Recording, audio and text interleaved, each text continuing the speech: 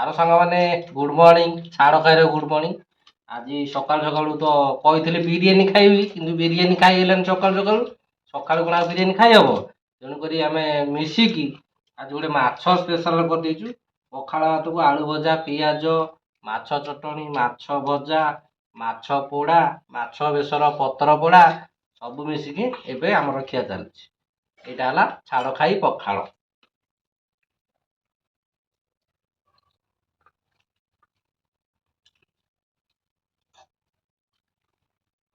ଏଟା ହେଲା ପତ୍ର ପୋଡ଼ା, ଏଟା ବେସର ଭଜା, ଓଲଟା ଓଲଟା କଥା କଣ କହୁଛ?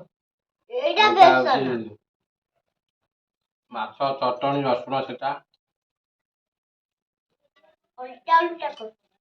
ବିନ୍ ଆଳୁ ଭଜା,